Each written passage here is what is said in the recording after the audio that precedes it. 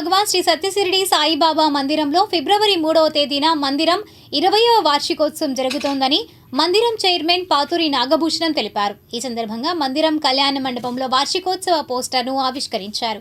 ఈ కార్యక్రమంలో మాజీ సర్పంచ్ చిట్టిబొమ్మ వెంకటేశ్వరరావు, శ్రీ లక్ష్మీ నరసింహస్వామి దేవస్థాన ట్రస్ట్ బోర్డు సభ్యులు తుల్లిమిలి రామకృష్ణ, బీజేపీ నాయకులు జగ్గారపు శ్రీనివాసరావు, మునగాల నాగేశ్వరరావు, జవ్వాది అమ్మయ్య చౌదరి, మందిరం ప్రతినిధులు పాతూరి శ్రీనివాసరావు, పాతూరి సాయికృష్ణ, టీడీపీ నాయకులు అన్నే శరత్, ఏళ్ల ప్రవీణ్, గడిపాటి సాంబశివరావు తదితరులు పాల్గొన్నారు. ముఖ్యంగా మనం ఈ మంగళగిరి ప్రాంతంలో పుట్టినాళ్ళు చాలా అదృష్టవంతులు. ఎందుకంటే ఇక్కడ అన్ని అవకాశాలు ఉన్నాయి. ఒక పక్కన గుంటూరు, ఒక పక్కన విజయవాడ. నేను దేశం తిరిగాను, రాష్ట్రాలు తిరిగాను. మరి అనంతపురం లాంటి ప్లేస్లో అయితే ఇప్పుడైతే డెవలప్మెంట్ కానీ మొన్నటిదాకా తాగడానికి నీళ్లు కూడా ఉండేవి కాదు, వర్షాభావం తక్కువ.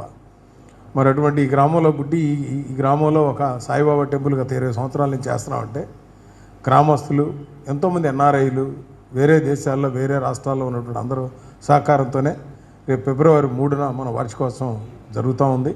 ఇవాళ మంగళగిరిలో లోకేష్ గారు రావడం అనేది మన అదృష్టం. దీనివల్ల ఈ నియోజకవర్గం డెవలప్ అవుతుంది. అట్ ద సేమ్ టైం ఇక్కడే ముఖ్యమంత్రి గారు ఉంటాం. చంద్రబాబు నాయుడు గారు మన మంగళగిరి నియోజకవర్గమే, ఉండవల్లి గ్రామంలోనే ఉన్నాడు, అది గుర్తుపెట్టుకోవాలి. ఇంకోటి అదృష్టం ఏంటంటే ఇక్కడ పవన్ కళ్యాణ్ గారు ఇక్కడే ఉంటాడు, ఆఫీసుల్లో ఇల్లు అదే మంగళగిరి రోడ్డు మీద. సో ఇంతమంది ఇంపార్టెంట్ నాయకులు. సరే, ఇక అపోజిషన్ లీడర్ కూడా ఇక్కడే ఉంటున్నారు మంగళగిరిలోనే, ఇక్కడ తాడేపల్లిలో జగన్మోహన్ రెడ్డి గారు కూడా. అంటే ఈ నియోజకవర్గకి ఇంపార్టెన్స్ మనం అర్థం చేసుకోవాలి. ఇక్కడ ఎవరన్నా ఈ నియోజకవర్గం అభివృద్ధి చెందుతుంది కాబట్టి మన పిల్లల భవిష్యత్తు బాగుంటుంది. ఇది భారతదేశంలోనే కాకుండా ఆంధ్ర రాష్ట్రానికి ఒక సెంటర్ పాయింట్ ఇది చెప్పాలి. రేపు మీకు ఇంతవరకు నేను ఎప్పుడు కూడా ఈ రాజకీయాల గురించి కానీ క్యాపిటల్స్ గురించి కానీ ఎప్పుడు మాట్లాడేవాడిని. కానీ ఇప్పుడు మీరు 10 మందికి చెప్పాలని అవసరం ఉంది, ఈ మీడియా ద్వారా కానీ మీరందరూ కూడా. రాజధానిలో ఒక 10 సంవత్సరాల తర్వాత నేను ఇల్లు కట్టుకోలేకపోయినా బాధపడేవాళ్ళు ఉంటారు. ఎందుకంటే రాజధాని కట్టే అవకాశం ఎవరికి రాదు. ఉన్న ఊరిని పెద్ద చేస్తారు అంతే. ఒక ఆంధ్రప్రదేశ్ ప్రజలకి, ఇక్కడ చంద్రబాబు నాయుడు గారికి, ఇక్కడ ఉన్న మోడీ గారికి, ఈ కూటమి ప్రభుత్వానికి అవకాశం వచ్చింది. కాక కేంద్ర ప్రభుత్వం వేరే సంస్థలు కూడా ఉన్నాయి. నేషనల్ టెక్స్టైల్ డిజైనింగ్ అని, ఇన్ఫ్రా డిజైనింగ్ అని, ఇవన్నీ కూడా అక్కడ వస్తూ ఉన్నాయి. ప్రైవేటు కాలేజీలు విట్టు, రామచంద్ర, ఎక్స్ఎల్ఆర్, బిర్లా, బ్రహ్మకుమారీస్, అమృత, ఇలాంటి కాలేజీలు ఒక్కొక్క దాంట్లో 20-30 వేల మంది స్టూడెంట్స్. సో వెంకటేశ్వర స్వామి టెంపుల్ అక్కడ కట్టారు. ఇప్పుడు మళ్ళీ 250 కోట్లు పెట్టి కడతా ఉన్నారు. వెస్ట్ బైపాస్ ఓపెన్ అయింది. సో ఒక 10 ఏళ్లలో రాష్ట్రంలోనే ఇది గొప్ప రాజధాని అవుతుంది. దీనివల్ల మన ప్రాంతం వల్ల డెవలప్ అవుతుంది. ఆర్ఆర్ దరిదాపుగా వడ్లపూడి, చిన్న వడ్లపూడి మధ్యలో కూడా ఒక రోడ్డు వెళ్తుంది.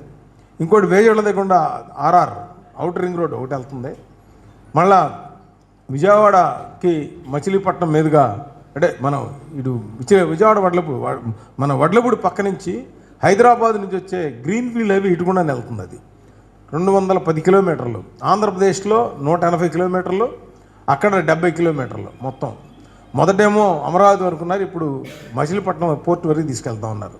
ఈ విషయాలు నేను ఎందుకు చెబుతున్నానంటే, ప్రోగ్రాం దేవుడి కార్యక్రమం అయినా, దేవుడు ఈ ప్రపంచంలో సంస్కృతి సంస్కారాలు మన యొక్క చరిత్రని ముందు తరాలకు ఇవ్వాలనే ఇవాళన్న కేంద్రంలో ఉన్న ప్రభుత్వం అవ్వచ్చు, మనందరం కూడా.